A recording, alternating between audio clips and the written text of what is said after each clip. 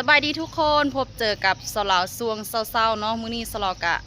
อยู่ที่สางข้าววงนุรักษ์อุ้มจานเนาะทุกคนอยู่ที่อุดรธานีทาขึ้นเข้าอยู่เนาะนะรถจอดเกเร2 พ่วงตาเข้ามาแต่อำเภอท่าบ่อเมื่อคืนนี้ก็ได้แค่6 ตันกลัวเนาะก็จะมาตื้มอยู่สางแล้วก็จะเอาไปใส่กะบ่แน่ใจนะอาเบสสถานการณ์ตอนเศร้าๆทุกคนเดี๋ยวให้เบิ่งว่าวุ่นวายซ้ำใดเนาะการงานกะบ่ค่อยดีปานใดทุกคนช่วงนี้บ่ค่อยได้แล่นปานใดเนาะเดี๋ยวสลาวถ่ายภาพบรรยากาศให้พ่อแม่พี่น้องได้เบิ่งว่าวุ่นวายซ้ำใดเขาเจ้ามาขายข้าวขายน้ำแห่กันมาขายอย่างล้นหลามเนาะทั้งเช้าทั้งแรงทั้งเที่ยงวุ่นวายกันเบิดมือเลยเนาะนี่ตอนนี้เขาเจ้ากำลังเอาเข้ามาขายเป็นข้าวสดเนาะเดี๋ยวพาไปเบิ่งให้เบิ่งทางหน้าสางก่อนเนาะทางตาสั่ง ผู้หนึ่งดำลงผู้หนึ่งเอามาใหม่ผู้หนึ่งก็จอดท่าบินท่าเงินท่าอย่างเนาะตอนนี้บ่ทันได้หลายปันไดเนาะทุกคนแต่ว่ากะมีอยู่แล้วประมาณ4-5 คันรถเนาะอยู่ทางหน้านี่3เดี๋ยวจะพายางไปเบิ่งทางหลังเนาะมองที่เขาเจ้าเทน้ำมองนี้เขาเจ้าสร้างรถเนาะเป็นมองตาสร้างรถแล้วก็จะสร้างรถแล้วก็จะให้ไปเททางล่างทางหลังเนาะไปเดี๋ยวพาไปเบิ่งทางหลังมองเทน้ำเทเข้าเทน้ำกันไปในขณะที่ท่าตักเข้าเนาะสลาวพามากินข้าวเช้าน้ำกันเด้อทุกคนนี่มากินก๋วยเตี๋ยวน้ำกันก๋วยเตี๋ยวเส้นเล็กเนื้อเปื่อยน้ำตกคนเด้อพิเศษพร้อม มากินน้ำกันเบิ่งตากินบ่ตาแซ่บบ่คุณนะโอ้โห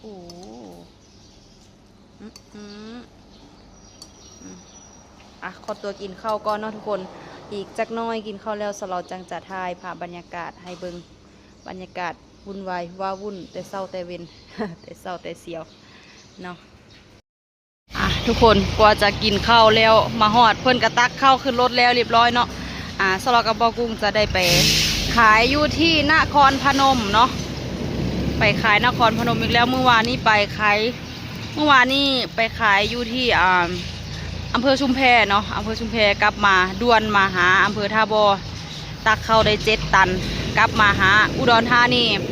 ตักอุดรธานีด่วนไปนครพนมเนาะทุกคนตอนนี้บอกุ้งกำลังสั่งรถออกเนาะตักเข้าแล้วเรียบร้อยมาตอนนี้เวลา3:10 นาทีเนาะเวลา9:10 นาที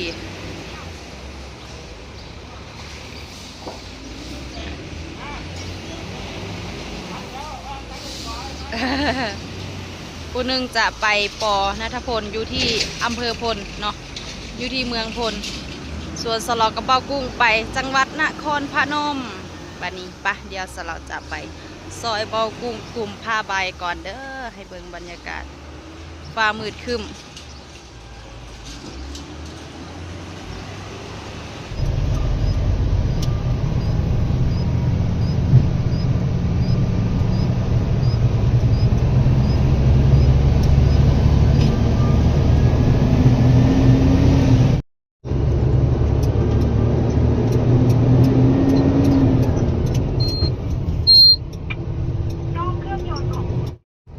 ทุกคนตอนนี้ก็เดินทางมาฮอดดงมะไฟดงมักไฟ เหมือนบ่ดงมะไฟหรือดงมักไฟดงมะไฟเนาะบ่ดงมะไฟติเนาะตั้งไว้เมื่อนี้กะเลยไฟแดงมาเมื่อนี้ว่าตั้งด้านว่ามื้อนี้ด้านอยู่ดงมักไฟบ่มีดีแล้วเฮาเจอด้านอยู่ไสก็ว่าหั่นนะอยู่พันนาเนาะพันนาเจอแล้วด้านนึงแต่ว่าบ่เป็นหยังเดินทางตลอดปลอดภัยบ่ถือขวกนี่อยู่ด้านดงมักไฟบ่มีโอ้ยฝนลิ่นเป็นจุดเป็นบอนได้บัดนี้กว่าสิฮอดนครพนมทุกคนตอนนี้ก็มาฮอดทางแยกไฟแดงลาดสะพัดเจ้าหน้าที่ประจำการเห็นบ่ โอเคเจอด่าน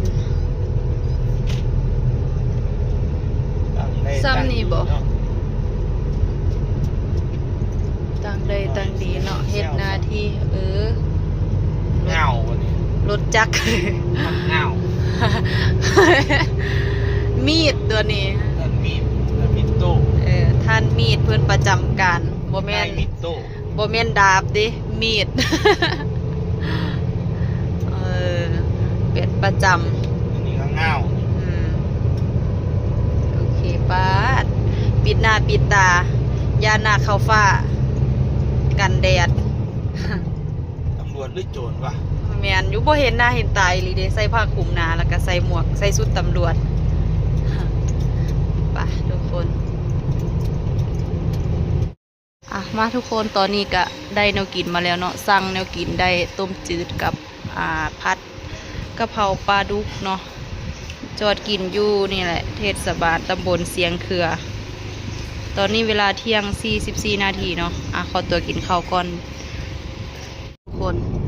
วันนี้ก็กินข้าวแล้วเสร็จเดินทางต่อเนาะในเวลาบ่ายโมง1 นาทีจะไปหอดพุ่นประมาณบ่าย2บ่ายแมนติหอดบ่าย2โอ้ยติดไฟแดงซ้ำบ่มานเลยว่ะ เต้นยอกอยู่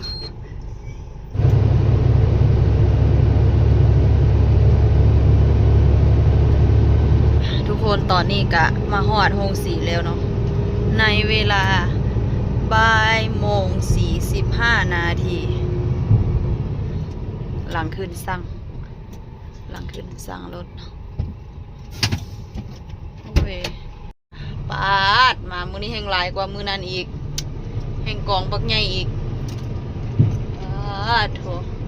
รถไปทางใดล่ะรถที่เก็บผ้าอยู่นี่บ่เก็บผ้าไว้อยู่นี่เนาะ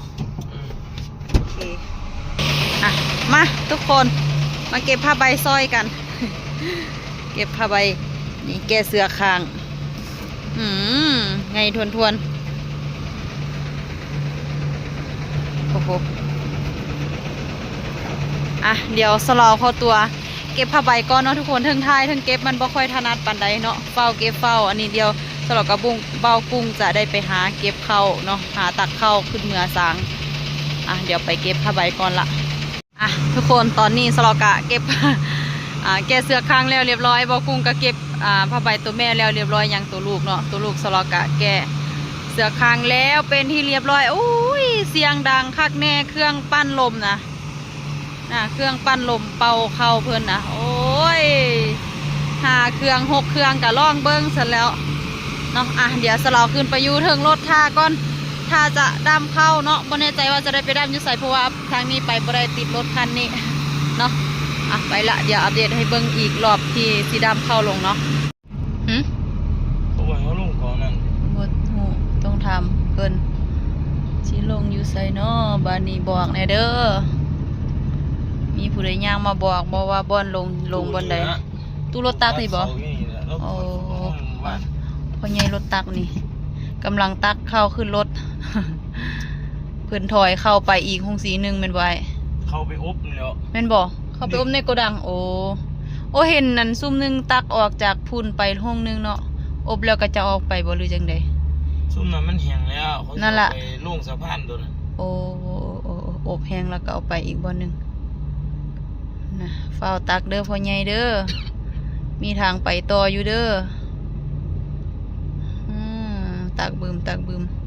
เราตักไว้อยู่เนาะที่อีกตอนนี้บ่กุ้งก็กำลังถอยออกไปดำเข้าเนาะ